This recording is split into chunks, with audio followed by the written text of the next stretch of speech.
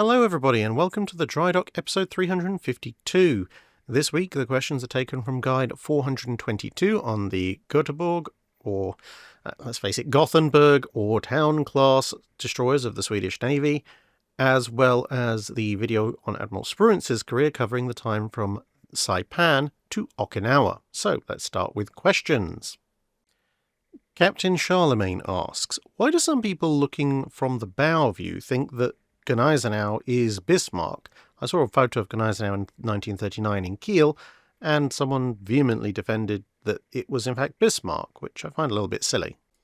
Well, I mean, at a very, very superficial level, they look kind of similar, but you'd expect that because they're both German fast battleships with a design period that's within a few years of each other, at least if you're looking at post-Atlantic bow.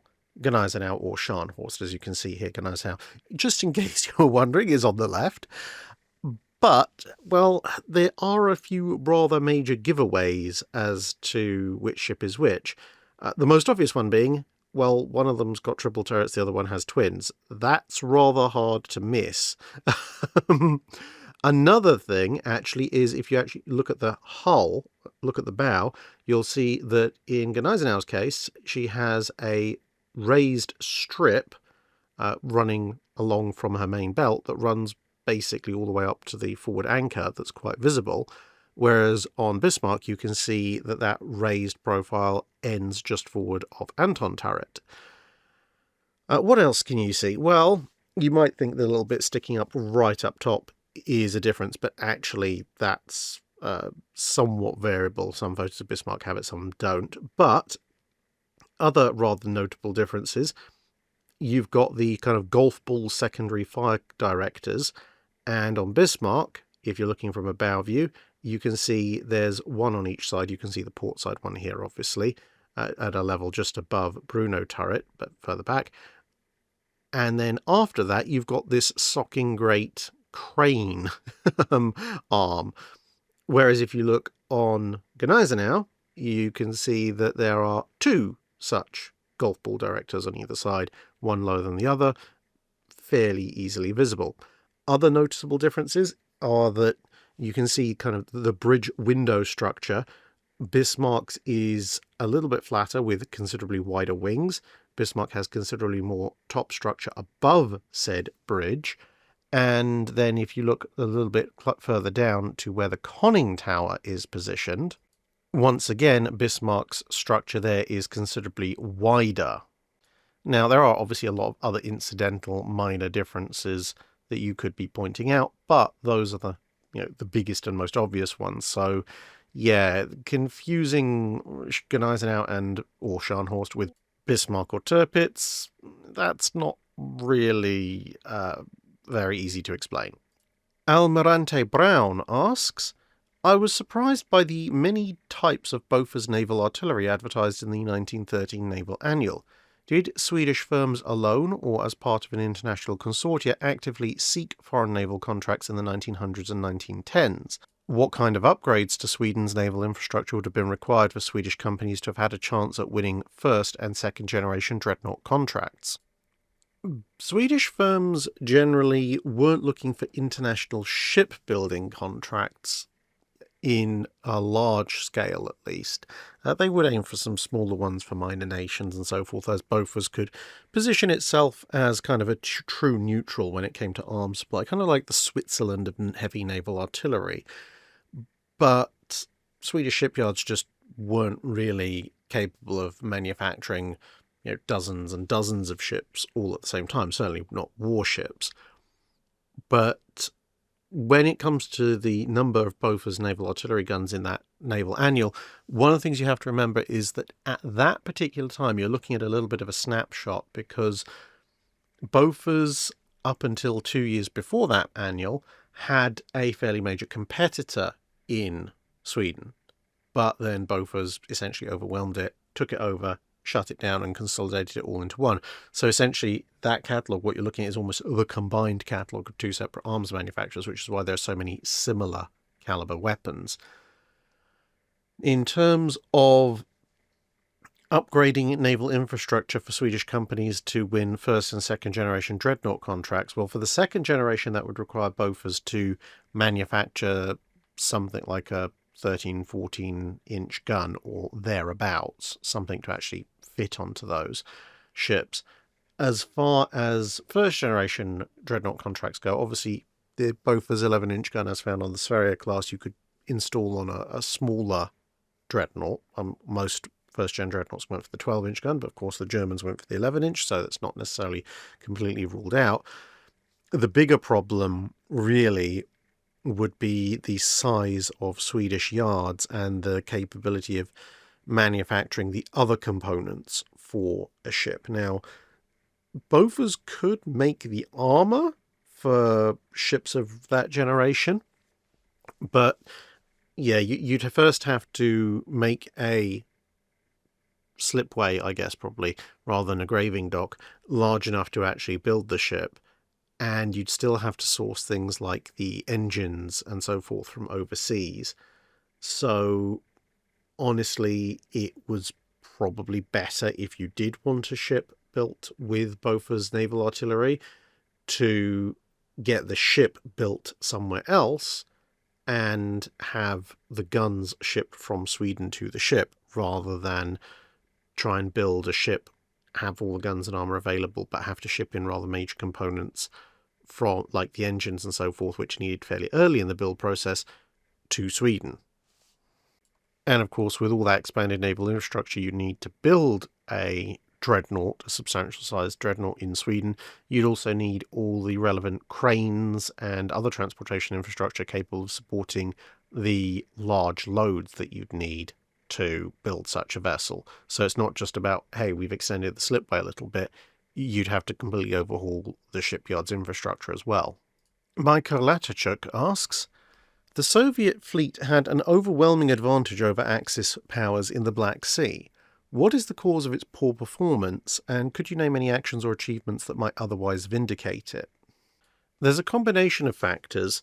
Partly, the Soviet fleet, although it had a numerical and displacement advantage over the Axis navies in the Black Sea, was generally speaking relatively old, so a lot of its ships had minimal anti-torpedo defences, and that meant that even the relative handful of torpedo boats, destroyers, and submarines in the service of the various Axis or Axis-aligned navies could potentially take down a fairly substantial target if given the opportunity, even if it was the last thing that they did. So that made the Soviets rather understandably cautious. Another factor was the fact that they might have naval superiority. They didn't have air superiority, and the Luftwaffe was fairly practiced by this point at attacking ships. And given that the Soviets didn't really have all that much in the way of viable anti-aircraft defences, it was something of a miracle they didn't lose more ships to Luftwaffe air attack than they did historically, possibly due to the fact that most of the actually anti-shipping trained Luftwaffe units were over in the Mediterranean at the time, but that's another conversation. So you can't really mass and deploy a large fleet to try and do something. Well, one, you don't have another big fleet to fight, so what exactly are you going to do with it? You're going to sail up and do some shore bombardment? Well, you can do that more safely with a fewer ships. And if you do mass your fleet together, well, that's a fairly big target for aforementioned Luftwaffe attacks, and, well, that's not a good thing when you don't really have much of a way of repelling them. Another factor is, of course, you have things like the siege of Sevastopol and so forth, so you've got a lot of the fleet engaged in running supplies and reinforcements to, and casualties and evacuees from, the siege, which is fairly taxing on the ships and costs them a fair number of ships as well, usually to air attack. So they do have other useful and viable things to do. So at the end of the day, it comes down to the Soviet fleet is doing what it can in an incredibly hostile environment where most of the potential attacks are contested from the air. And honestly, there's not a much else that they can do, because if they deploy their big, heavy assets, it's very likely that something will go after them, and that will result in a fairly major ship loss, or at least heavy damage. And compounding all of this, is the fact that Stalin, who is very, very sensitive about his big shiny ships getting lost, is gradually pulling a tighter and tighter rein on the various Soviet fleets, especially the Black Sea Fleet, to the point that by about midway through the war, he just flat out forbids them from sending anything particularly substantial out of port, because he's worried it'll get destroyed, and he doesn't want the prestige and propaganda victory that would hand the Axis, even though, numerous other large ships had been destroyed on all sides. But again, Stalin's very sensitive about these kinds of things. APT Waffle Mantis asks, what do you think will be the next drastic change in naval power comparable to the torpedo, the dreadnought, or the aircraft carrier? Now, as regular viewers will know, I usually don't cover anything post-1950, but as this is speculative and to a certain degree can be based on historical precedents, I'm going to make a brief exception to cover this question. Personally, I think there's two major shifts that, if anyone is sensible, we're likely to see in future naval construction.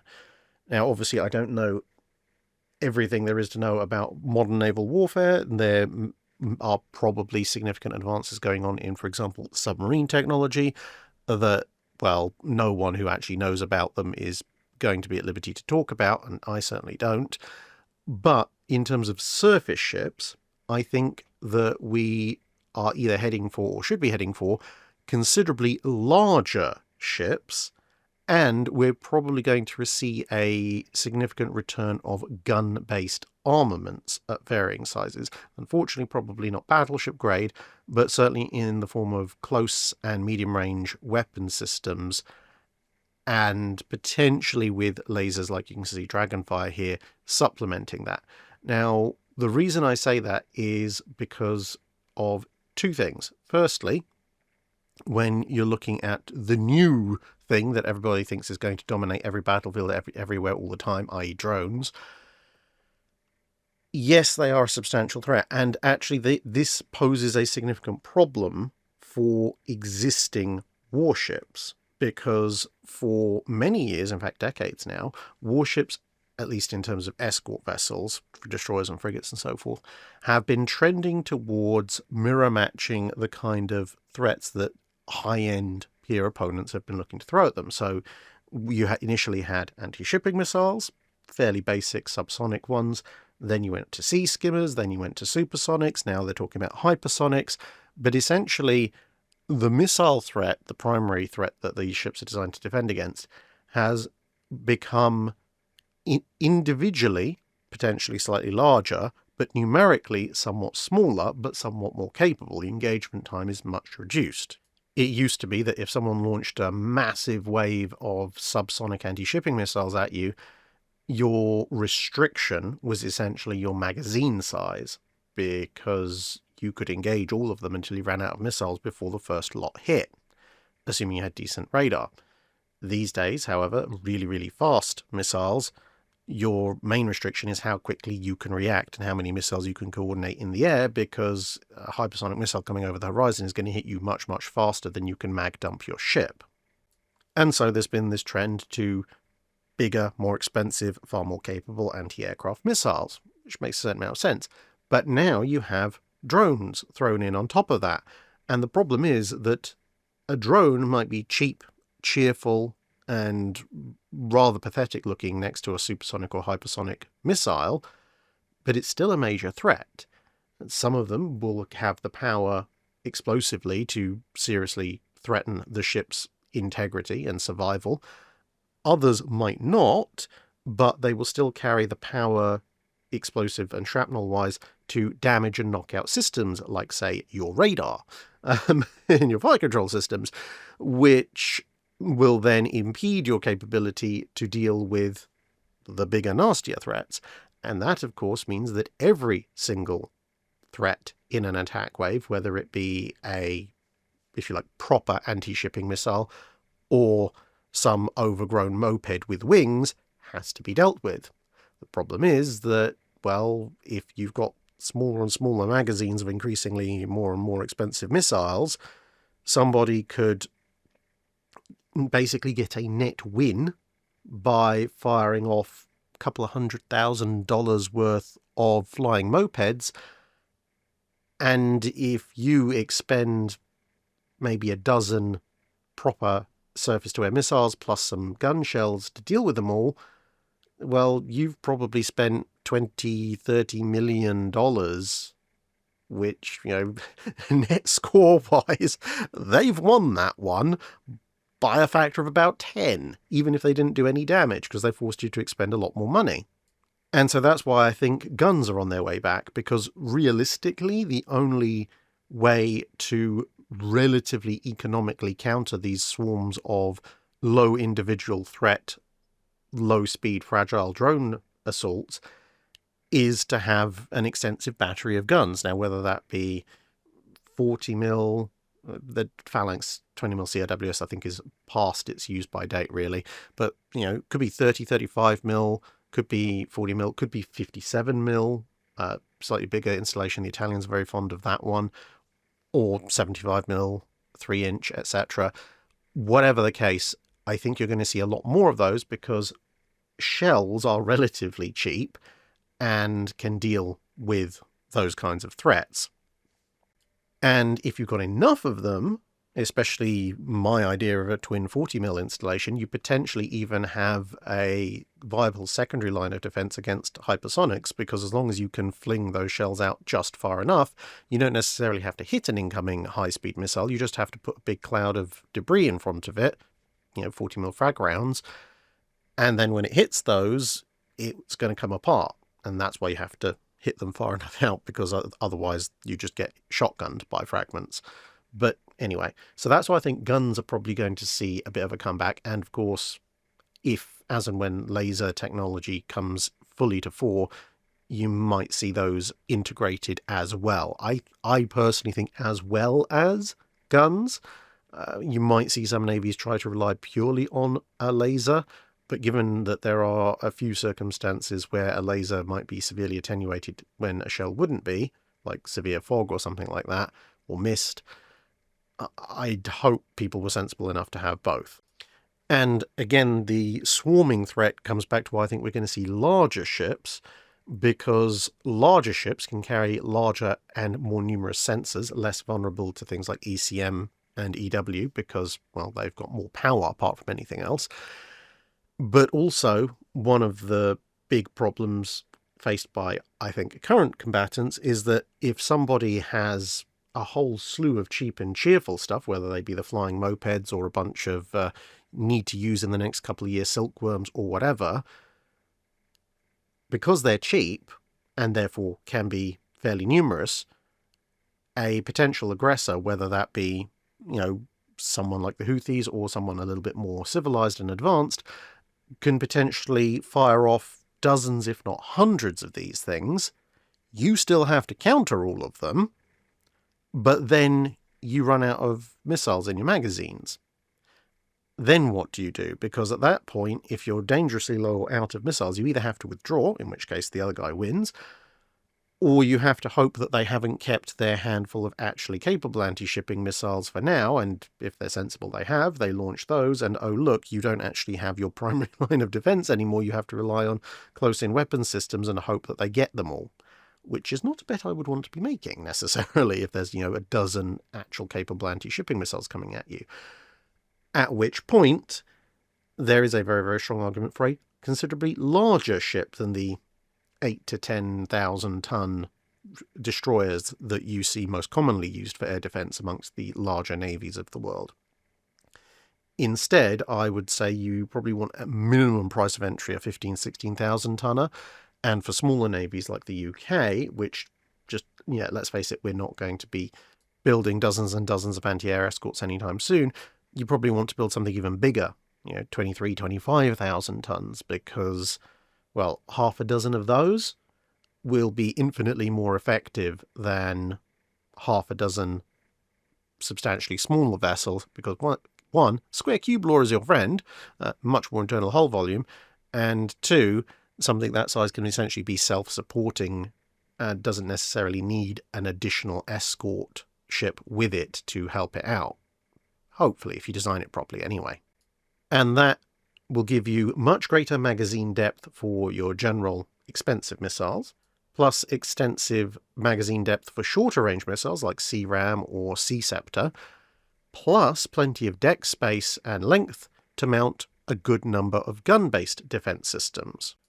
And that should mean that you should have a fair degree of confidence that any arbitrary amount of swarming attacks can be dealt with by your cheaper gun-based and potentially short-range missile-based defense systems, while still retaining plenty of ammo in reserve, and you have the capability of dealing with a fairly large saturation attack from more capable weapon systems, and it means at the end of that battle you don't have to go home because you've run out of ammunition, because, yeah, you might only, quote-unquote, expend 15 to 20% of your ammunition in that engagement, but that means you can be there the next day if the enemy tries it again, and the next day if they try it again after that, and so on and so forth. And even if you've burned through 60-70% of your ammunition, you still have maybe 100 or so missiles aboard, at least several dozen, plus your guns, which means if you then have to make a withdrawal, you can still withdraw with substantial cover available to yourself, which you see is all good for your survivability. So you don't get forced to cede the field. And, of course, you'll have plenty of space aboard the ship, not just for your sensors and your defensive weaponry, but also potentially for offensive weaponry, whether that be drones of your own, cruise missiles, etc., to hopefully cut off the source of the people who are shooting lots of things at you. I know there's this near obsession at the moment in some circles with networked distributed protean, good grief, if I hear that term again, I'm going to stab somebody, designs, i.e. kind of ship drone swarms, but frankly speaking, it's a dumb idea, because anyone with a small degree of sense will just go, lots of independent small vessels that are individually not particularly capable. I wonder what happens if I do jamming, or disruption, or separation. And even then, even without all of that in place, which, let's face it, any vaguely sensible peer opponent is going to do, your individual vessels are more vulnerable. They're much easier to pick off, and if you do send them individually rather than in a mass swarm, they're very, very easy to overwhelm. And of course, when one of them's overwhelmed, then even if you then send a fleet in, well, that fleet is degraded compared to what it would have been because a portion of it is already missing. BK Zhong asks, aside from the 2nd Pacific Squadron having a trail of sharks and the time the Brazilian Navy attacked dolphins by mistake, can you think of any cases where larger marine animals got involved in Navy operations? Well, there's obviously the attempts in World War I by the British to train seals or sea lions, depending on your source, as submarine hunters. Well, that didn't go particularly well, too easily distracted by fish. Then you have whales, and unfortunately whales tend usually to be at the receiving end of mistaken naval operations. It's not uncommon during World War II to read accounts from various escort formations prosecuting what they think is a submarine contact, but after some time they come to the unfortunate conclusion that actually what they've been doing is chasing down some poor unfortunate whale with depth charges and so forth. I'll leave it up to your imagination quite how they work that one out.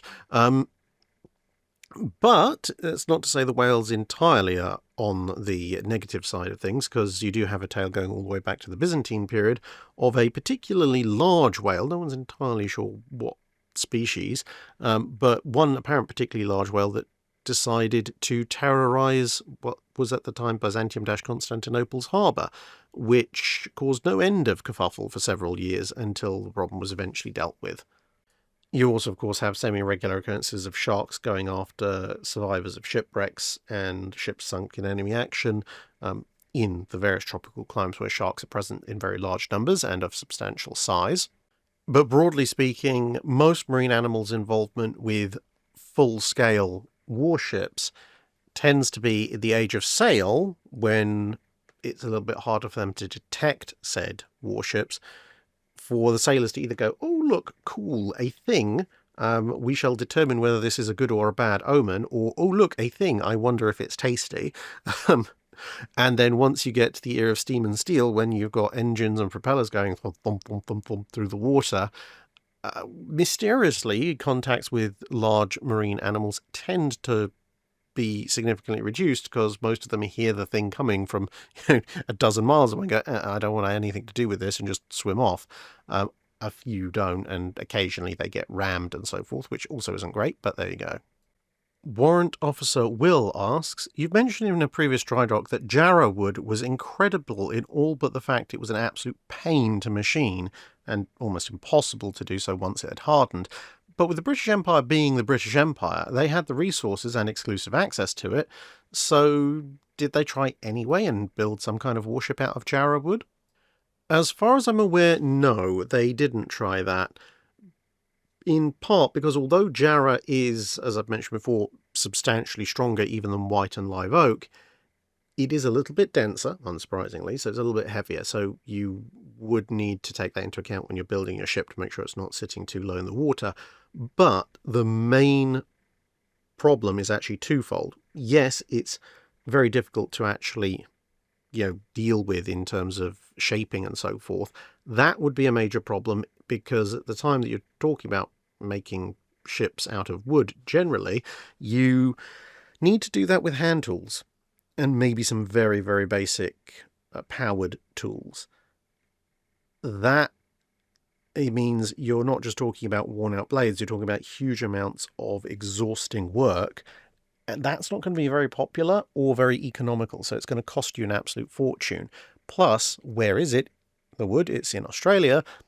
Australia in the age of sail is not particularly heavily populated, it's not particularly heavily industrialized, there aren't going to be substantial shipyards there, and therefore, even if someone had gotten into their head that they wanted to build a warship out of Jarrah wood, the facilities just don't exist to actually, do so on any significant scale in Australia, in the 1840s and before. Not to mention, of course, that for all the blunted blades and broken tools you'd be creating, you'd have to be importing most of those, which would be an even more expensive process. And I suppose in theory, you could get a bunch of Jarrah wood and haul it off to somewhere with bigger shipyards to then turn into a warship. But by the time it actually got there and had seasoned properly, it's now going to have hardened substantially and, just forget it at that point with 18th and 17th century tooling. Admiral asks, how was Dreadnought so much larger than its predecessor? Well, it depends how you define much larger. It's about 15% larger than the Lord Nelson's in terms of displacement, just under 2,000 tons heavier, and about 16% longer, 527 feet versus 443. So, yes, it's larger, but I wouldn't necessarily say it's massively, massively larger, although you can see in this photo she does look, admittedly with the help of a bit of foreground perspective, substantially bigger than her pre-Dreadnought contemporaries who are just behind her. But you've got to bear in mind that building a ship of this size isn't unknown for the building industry at the time. I mean, the armoured cruisers that are under construction at the time are, admittedly, yes, they weigh slightly less, they displace slightly less than a pre-Dreadnought battleship, for the most part. But things like the Minotaur class are much, much closer in length to Dreadnought as compared to a battleship. And at the same time, you have the shipbuilding industry quite happily building and sending out to sea ships that are substantially bigger than Dreadnought in the civilian world. I mean, the Lusitania, admittedly, she's launched and entered service a little bit after Dreadnought, but she's actually started well before Dreadnought. And Lusitania displaces 44,000 tons, more than double what Dreadnought does, and she's a couple of hundred feet, more than a couple of hundred feet longer as well. Oh, and that reminds me, while I'm thinking about it, here's Indefatigable, the notorious battlecruiser, but still battlecruiser, so a fairly substantial vessel, and that's RMS Olympic, Titanic's sister ship and immediate predecessor, in the background, and you can see the Olympic is a substantially larger vessel even than the battlecruiser, and that's with the benefit of course, Indefatigable being closer to us and thus benefiting from some additional foreground perspective compared to Olympic, which is going to appear relatively slightly smaller than she actually is by being further away.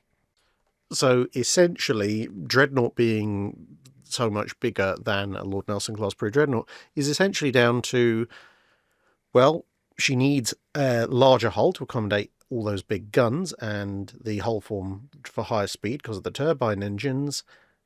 And, well, now there's actually a strong enough justification and push for it to get the Treasury to release the funds to build a ship of that size.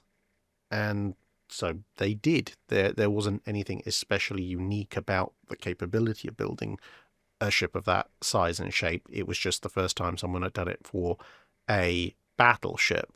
Of course, even going back to the Great Eastern, as you saw in the April 1st video, the Great Eastern, even though she would, had she survived up until the mid-1900s, have been more than 50 years old at that point, was also a substantially larger ship than Dreadnought. Fennec Fox asks, speaking of USS Texas, her new home is in Galveston, and she has two nearby neighbours, USS Stuart and USS Kavala. My question is, did Texas ever serve with Stuart? I know Texas and Kavala were involved in at least one of the Pacific landing operations together, but I don't know if Texas and Stuart ever escorted ships together. No, unfortunately, it doesn't appear that they actually ever operated together in World War II. I cross-referenced every single convoy that both ships were on. The closest that they came was that one of them escorted convoy UGF-10 and the other escorted UGF-12, but that's still, an entire convoy separating them. And Stuart's only operational from 1943 onwards. She's often with hunter-killer groups, which of course Texas isn't going to be with. And then Texas is doing a lot of shore fire support in 44 for D-Day and Dragoon and so forth, but then moves off to the Pacific for a substantial portion of 44-45, whereas Stuart remains in the Atlantic until almost the very end of the war. Now, interestingly, Stuart did make it to Pearl Harbor right towards the very end of World War II, and Texas was on her way back, but it doesn't appear that they were both in Pearl Harbor at the same time, even right at the end of the war.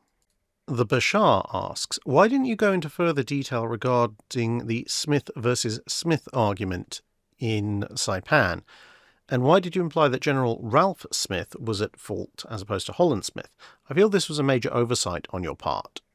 I did get a number of fairly extensive and very politely written emails about this, actually, at the time the episode came out. So I thought, well, when we get to the Drydock that covers it, there's almost certainly going to be somebody asking a similar question in the comments, which of course they did. And I thought this is probably the easiest way of covering why I covered that dispute the way that I did in that video.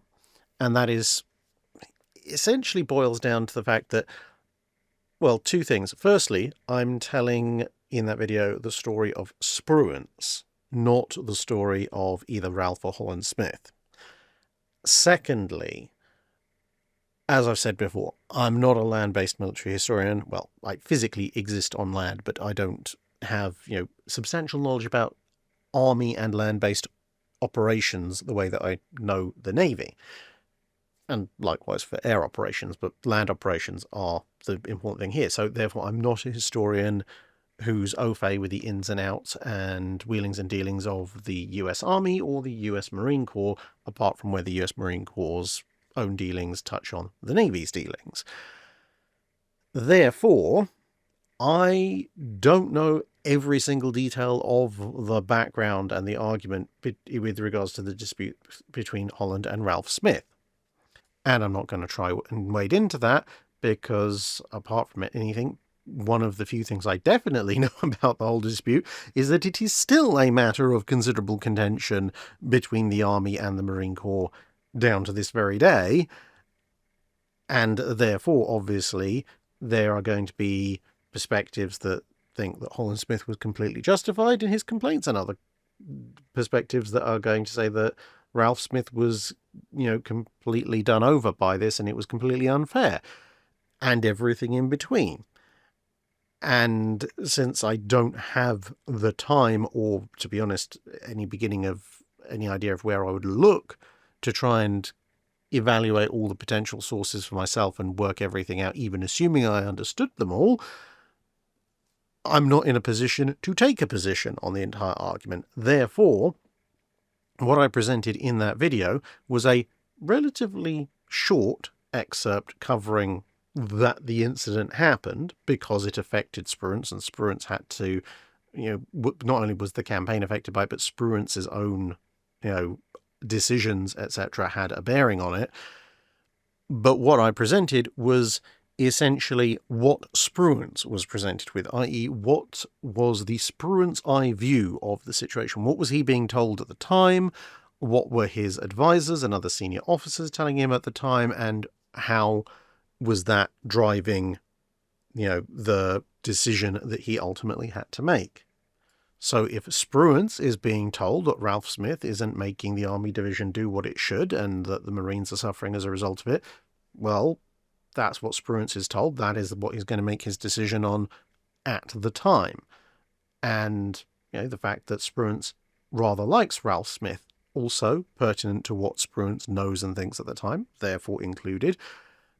But ultimately, during the events, both during and immediately after the Battle of Saipan, Spruance is being told, essentially, by his subordinates that no matter how much he likes Ralph Smith, the Army Division that he's in command of, and therefore Smith himself, as you can see pictured here, is not pulling its weight, and therefore they feel he needs to go. And if Spruance is being told this by his advisors, then he is going to have to make that decision.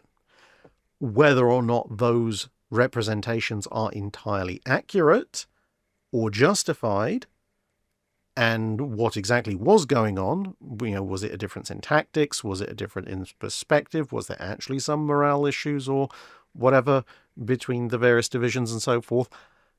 That detail is a matter for people who are much more versed in Marine Corps and US Army history to decide and or debate. But for a narrative history of Admiral Spruance, given that essentially everything else that I was referring to in that video and in the others surrounding Spruance is talking about essentially this is what Spruance is doing at the time, this is why he's doing it, this is the information he has on available at the time, and relatively minimal kind of hindsight. Oh yes, well actually he probably should have done this or shouldn't have done this, or we now know that this was a good idea because this that perhaps he didn't know. There wasn't really a lot of that in the video, and if I'm not going to do that in what's essentially a rather long life story for Spruance, with regards to naval matters, which as I say I do substantially understand considerably better, it's not really the time or place for me to go into the ins and outs of exactly which Smith was right or not. As I said, that's much better covered by other historians, and therefore all I'm saying in that video is this is the situation Spruance was given, this is what he was told, therefore he did this, now we move on. If the operational reality is actually somewhat different, then of course you have things like the Unauthorized History of the Pacific War podcast, where they do have people who know substantially more about the Army and Marine Corps, dispute over the whole issue and what the actual reality may or may not be in that situation. Patrick Donnelly asks, had the US Navy developed a night carrier doctrine during the interwar period, could any of the aircraft they flew before the Avenger be fitted with radar, and how would it impact their operations and battles during the first year of the Pacific War? Yes, you absolutely could. I mean, using the weight of ASV Mark II, which obviously was the British air surface radar that replaced the somewhat unliked ASV Mark I fairly quickly, and was around about the time the US was entering World War II anyway, and would later be fitted under different names and guises to various US aircraft. You can see here one fitted to a Swordfish. Now, it does look very bulky, fair enough, but it actually doesn't weigh all that much. Various sources list its all-up weight as between 150 and 200 pounds. And as you can see, you've got the antenna mounted on the wings. So Swordfish can carry it.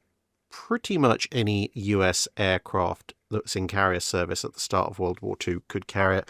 but you do need an operator for it, and it does impact on the overall speed and agility because of the additional drag it generates. So I definitely wouldn't be sticking it on a fighter like a Wildcat, but an SBD, the Dauntless, or the TBD, the Devastator, both of those could carry this kind of radar. Now, of the two, it might initially be tempting to follow the British idea with the Swordfish and fit it to the Devastator, because you have 3 crew members. So you've still got your tail gunner, your pilot, and your navigator can now also operate the radar. However, there are a limited number of torpedo bombers on US Navy ships compared to Dauntlesses, and as you can see with the Swordfish, if you do fit this radar, you're essentially occupying the space where you would put a torpedo. So my theory would be that, well, you've got one squadron of Dauntlesses already set up as a scout squadron, so fit some of those with air-to-surface radar, because the Dauntless can carry smaller, lighter bombs on the wings, much the same way as you can see the Swordfish doing here.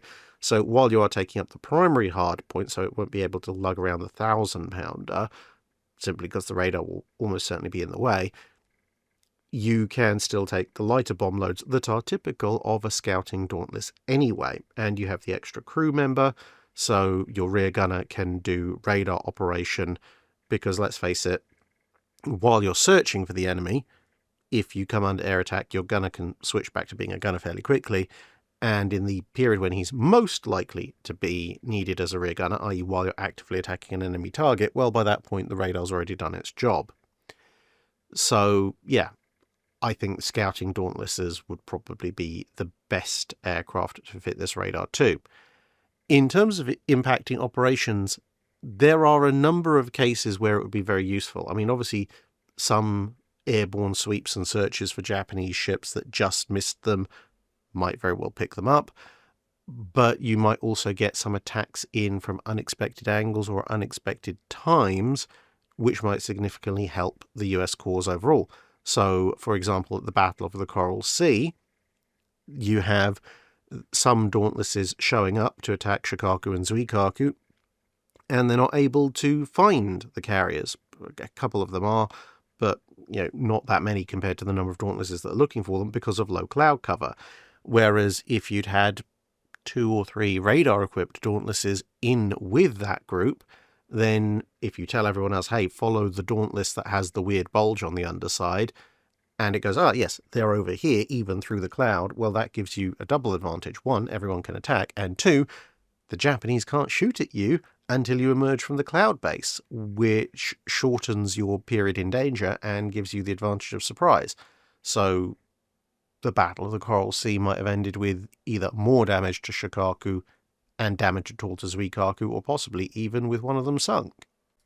And in various other carrier battles and carrier strikes on land, it might extend the strike time of US aircraft, because quite a number of times in multiple different engagements, a US admiral makes a decision roughly mid-afternoon to forestall any further flight ops except for combat air patrol, simply because even if there's a chance that they've spotted the enemy, or they've perhaps just spotted the enemy, by the time they've got everybody fueled up, loaded, launched, on their way, done their strike, they'll be coming back during the night, which obviously they're not really trained for, they're not really very keen on doing. Whereas if you've got a bunch of radar-equipped scouts, then you have a twofold use for them. Firstly, you have a much more guaranteed method of getting to the target beyond, well, you're more likely to find them in the first place and then hold them and guide other aircraft in, which makes the strike attempt more worthwhile. But also, on the way back, you can have your radar-equipped Dauntlesses tasked to lead columns of aircraft. So, obviously, you'd ideally prefer not to be coming back in the middle of the night, but if the opportunity is there to hit the enemy in late afternoon or early evening, then you can take that and then tell everyone, okay, well, as the light fades, follow, again, the weirdly shaped Dauntless. When the light goes completely, that Dauntless can maybe turn on a running light or something so that everyone knows roughly where it is. and that Dauntless can then use a combination of the homing beacon and its radar to more accurately find the carrier that it's supposed to be going back to. And then everyone else is like, well, hey, he's just landed. Oh, look, there's the carrier. Let's all go home. Jeffrey Conley asks, the design of the Italian training ship, the Ameriggo Vespucci, was apparently based off the Kingdom of the Two Sicilies ship of the line, the Monarca. However, I can't really find any information on that vessel. Could you give us a quick history of it? Well, here she is. The Monarca was originally built, as you noted, for the Kingdom of the Two Sicilies at the start of the 1850s. Now, one of the things you'll notice from this photo, she's a two-decker, so she's a two-deck ship of the line armed with 84 guns, which theoretically makes her a heavy third rate by the classic Age of Sail ship of the line classifications.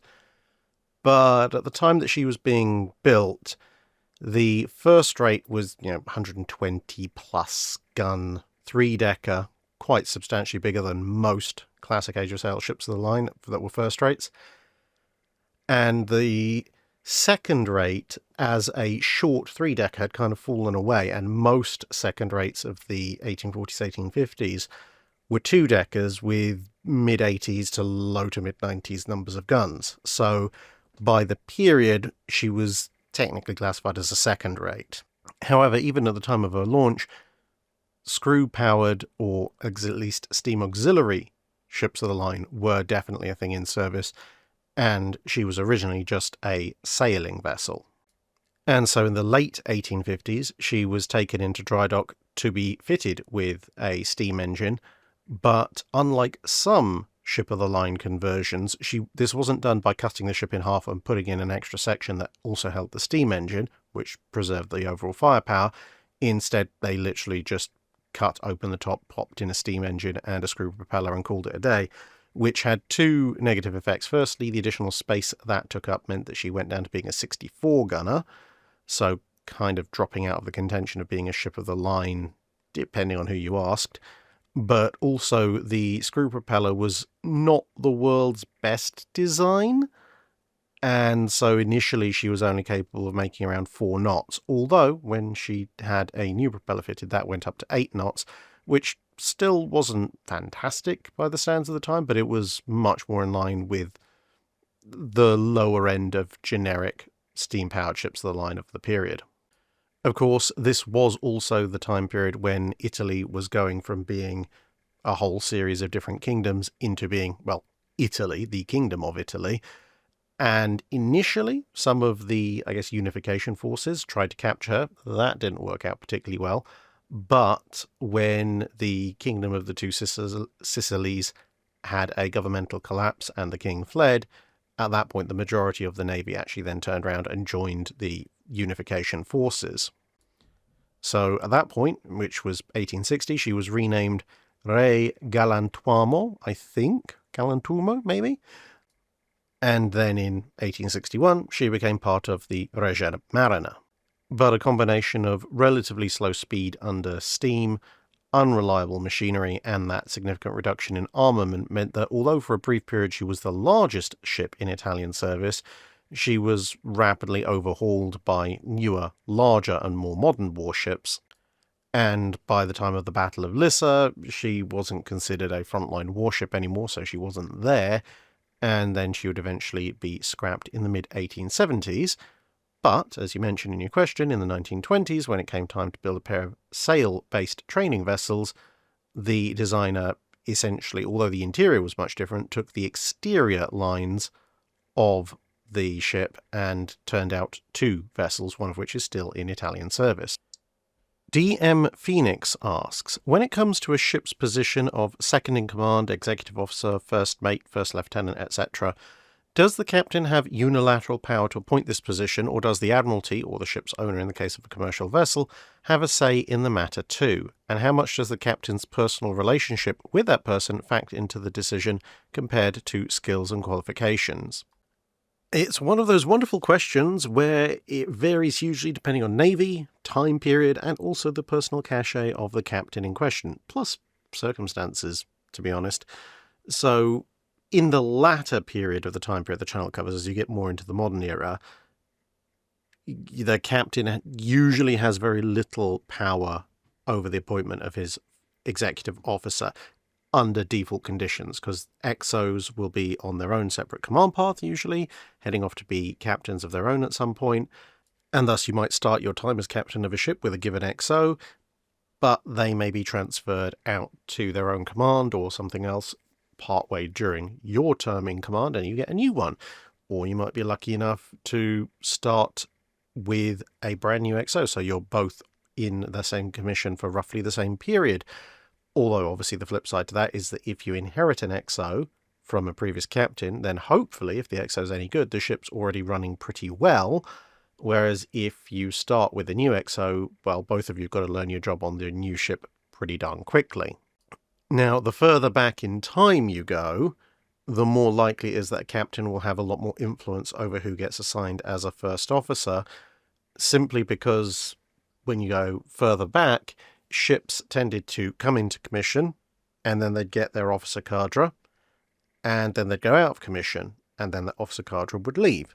If they stayed in commission for a very, very, very long time, you might get new officers cycling through, but a lot of the time, the same team would be in command for most, if not all, of that ship's commission.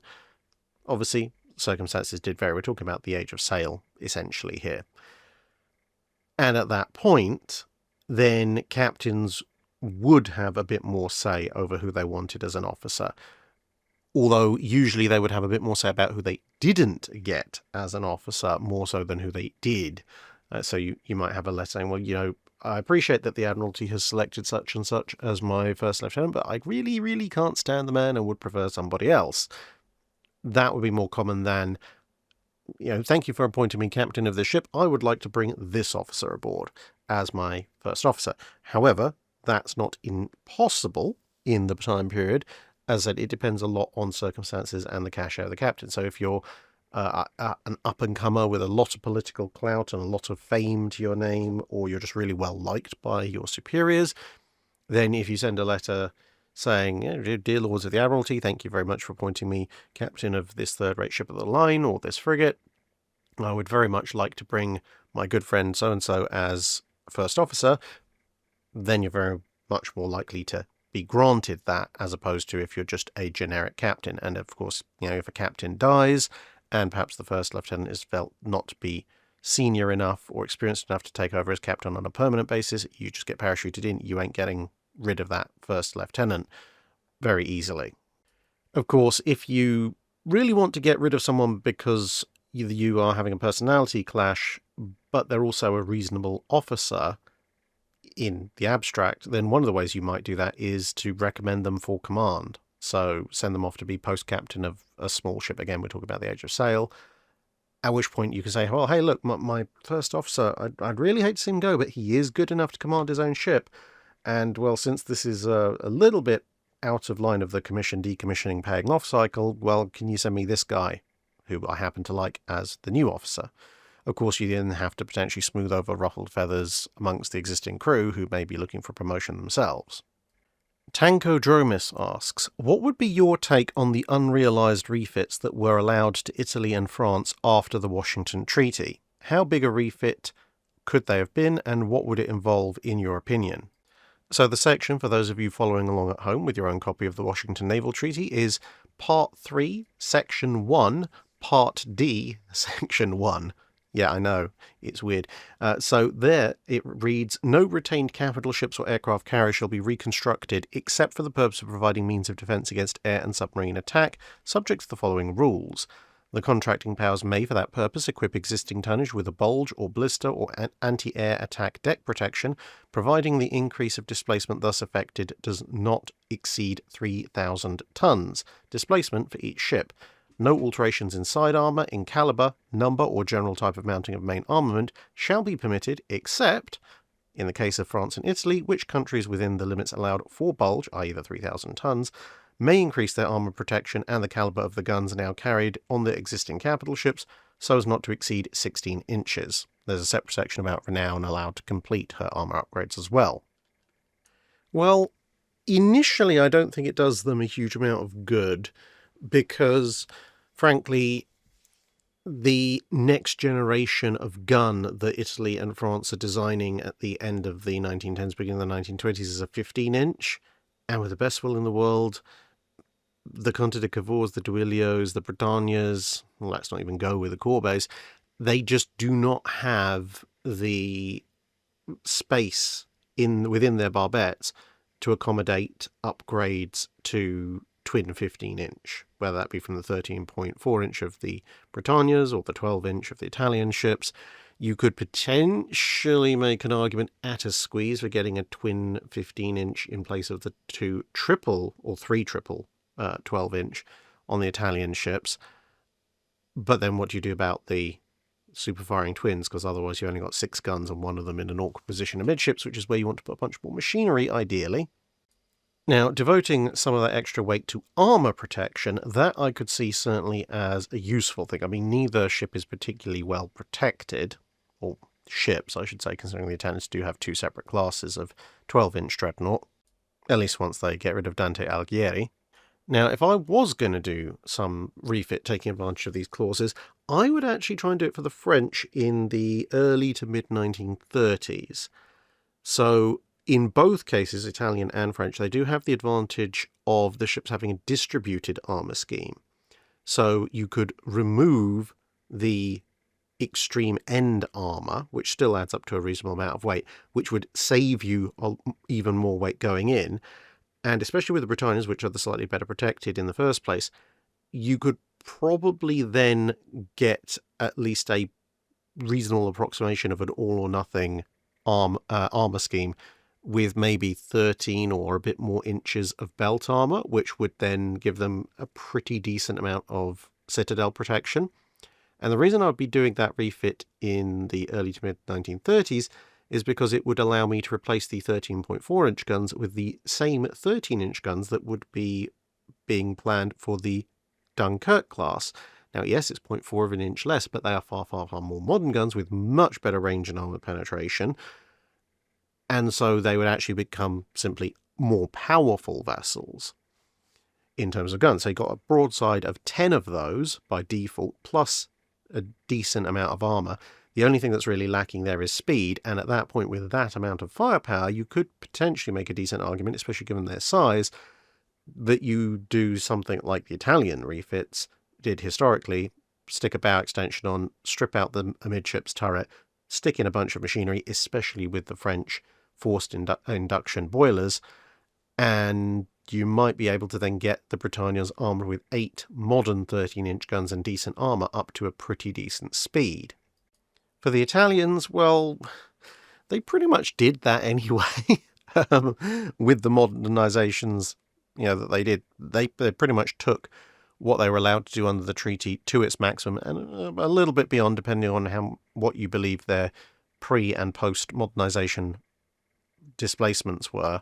But broadly speaking, what the Italians did with the Dorias and the Cavours, I think that's pretty much the maximum you're going to get, because Italy doesn't have the equivalent of the French 13-inch gun to relatively easily swap out the main armament, so boring out the 12-inch guns is probably the only real way they can go, unless you want to go into complete absurdities, because you have that triple and twin layout, which kind of forbids you from you being able to really just wholesale replace with some newly developed gun, because whatever you develop that's a twin mount that could replace the triple 12 is going to be too big to replace the twin 12, and if you develop something that you can just about squeeze into the twin 12, then it's probably going to be relatively low firepower for installing in the triple.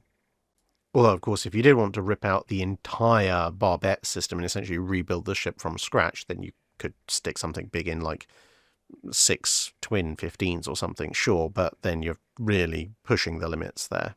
Rob Smith asks, I'm in the middle of listening to Drydock 351 Part 1, and your answer to the question about standard and deep loading made me think. In the World War I and World War II era, was there any ship that could circumnavigate the globe without having to refuel or restock?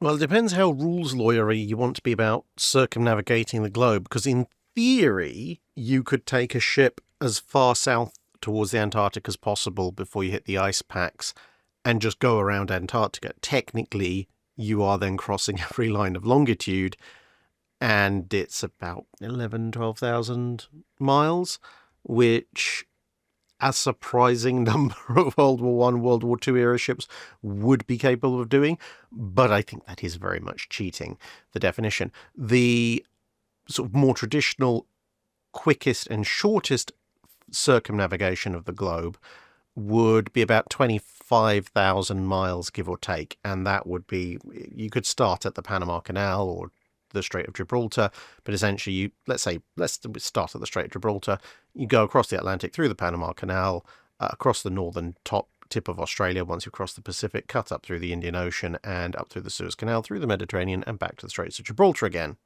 And say that's about 25,000 miles. And that in turn is about 22,000 nautical miles. So the question is there any ship in the World War I, World War II fleets of various navies which can go 22,000 nautical miles? And the answer is, as far as I can tell, none of the surface ships.